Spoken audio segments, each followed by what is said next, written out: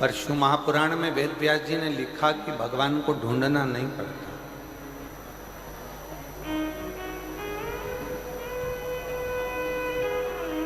भगवान को ढूंढना नहीं पड़ता।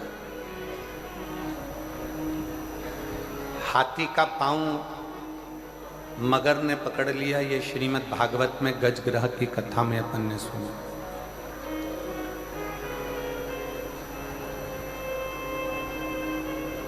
अब हाथी का पांव पकड़ा, हाथी ने भगवान को नहीं ढूंढा, केवल हाथी ने भगवान को पुकारा। हाथी ने केवल परमात्मा को पुकारा। अब पांव मगर ने पकड़ रखा है और हाथी कहीं भगवान को ढूंढने के लिए जाए या भगवान को खोजने के लिए जाए तो भगवान मिलेगा?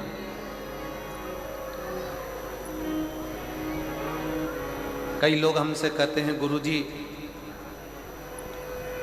मान लो घर में कोई सूतक लग गई, घर में कोई सावड़ लग गई, या स्त्री रजोधर्म से हो गई, रजस्वला हो गई, 5-7 दिन वो काम नहीं कर पाती है, 5-7 दिन रसोई घर में नहीं जा पाती है, 5 दिन 7 दिन वो कहीं पूजन में नहीं जा पाती है। उस समय पर भगवान का नाम जपे कि ना जपे, श्री शिवाय नमस्तुभ्यम बोले कि ना बोले?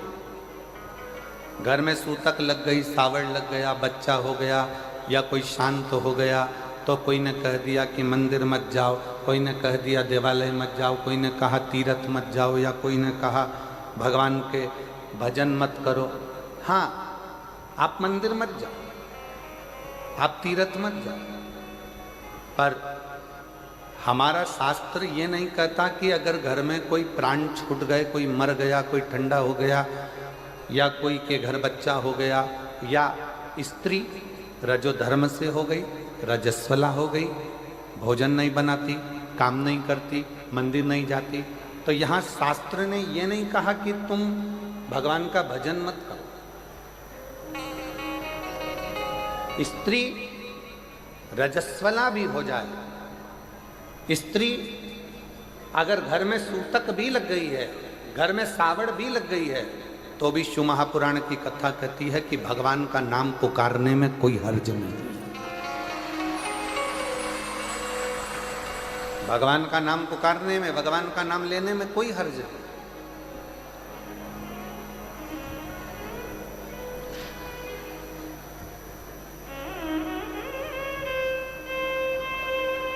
गुरुजी गले में तुलसी की माला पड़ी है, गले में रुद्राक्ष की माला पड़ी है, क्या वो अशुद्ध हो जाएगी? शिव महापुराण की कथा कहती है कि तुलसी और रुद्राक्ष ये जिंदगी में कभी अशुद्ध नहीं होते, ये दुनिया को शुद्ध कर देते हैं।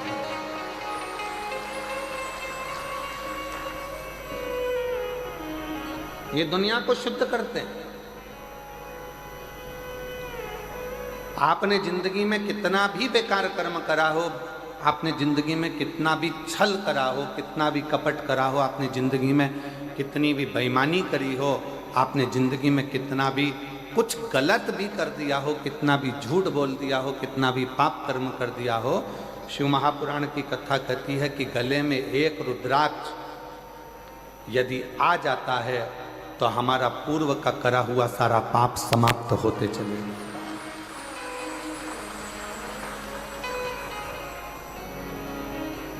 समाप्त।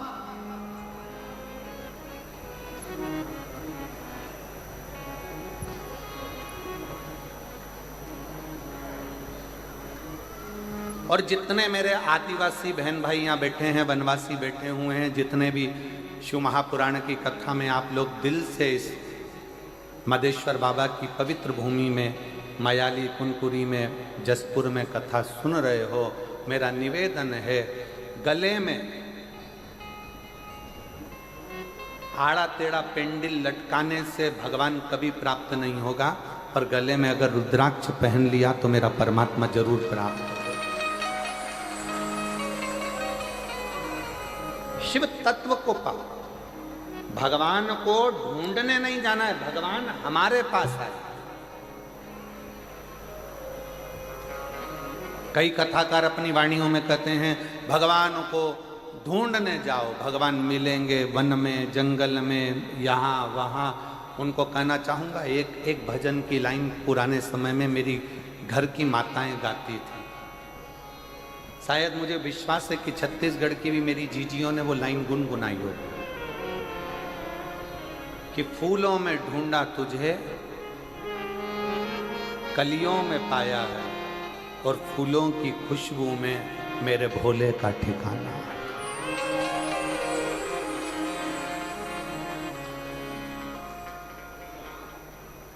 पूर्व समय में एक लाइन मेरे भारत की जीजियां गुनगुनाती थी, पुरानी पुरानी माताएं गुनगुनाती थी, तो मुझे विश्वास है कि मेरे जसपुर की माताएं, मेरी बहनें, मेरी जीजियां, मेरे जीजा भी इस लाइन का स्मरण करते होंगे। गाते हो आप लोग कभी कभी?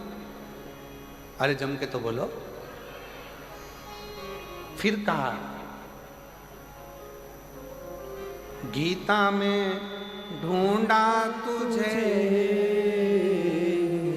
रामायण में पाया है, गीता में ढूंढा तुझे,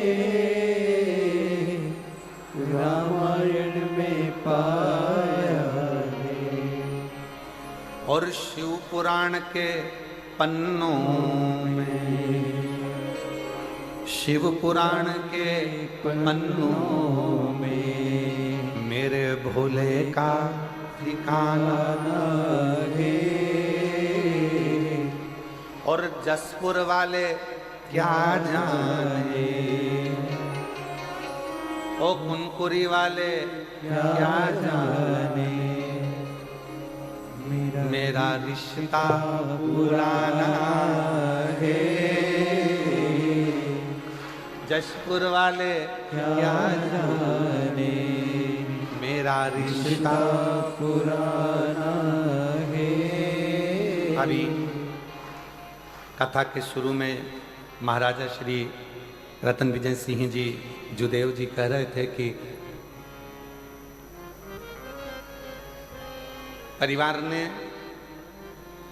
स्वर्गीय राजा साहेब श्री दिलीप सिंह जुदेव जी ने बहुत सारे संतों से निवेदन करा कि ये हमारा मदेश्वर नाथ, जो आदिवासी और वनवासी के पूज्य देव है, विश्व का सबसे बड़ा शिवलिंग का इसका स्मरण हमारे शास्त्रों में है, पर कोई योग नहीं बना। अभी राजा साहब कह रहे थे, और ये शिव महापुराण की कथा ने आज पूरे विश्व में, मैं राजा साहब से कहना चाहूंगा, 272 देश मदेश्वर बाबा की इस कथा को सुन रहे हैं। राजा साहब 272 देश इस कथा का स्मरण कर रहे हैं, और पूरा भारत तो भारत, विदेशी भी इस कथा का लाभ ले रहे हैं। और हमारा संपूर्ण देशवासियों से कहना है कि अब तुमसे कोई पूछे तो ये जवाब नहीं आना चाहिए कि जसपुर में कोई दूसरी चीज बड़ी है। अब जवाब आना चाहिए कि दुनिया का सबसे बड़ा शिवलिंग मदेश्वर नाथ है। मदेश्वर ये शिव तत्व है, ये शंकर है, ये जसपुर में ढूंढा तुझे,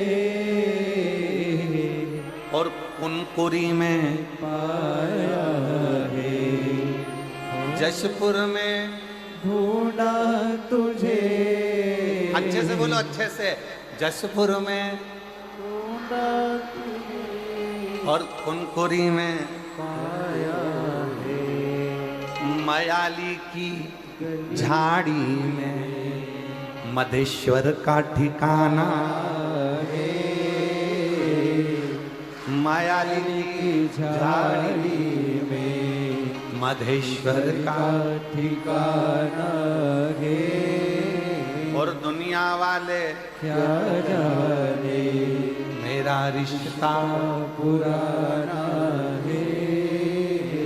शिव किस रूप में हमें मिलेगा? हमको शंकर भगवान को ढूंढने नहीं जाना, शंकर भगवान हमें ढूंढे।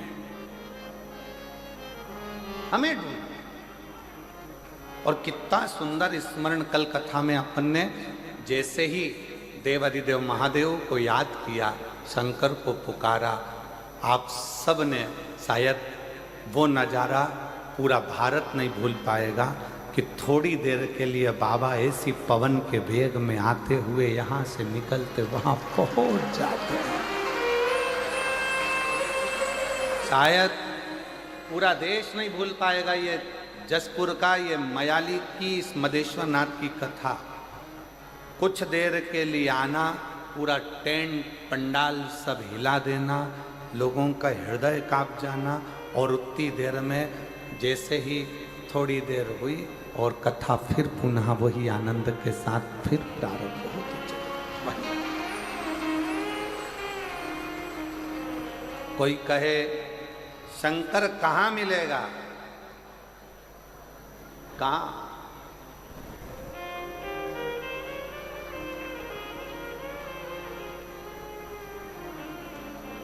वो एक लाइन पहले लोग गुनगुनाते थे, मुझे एक जरूरी काम भोला कहाँ मिलेगा।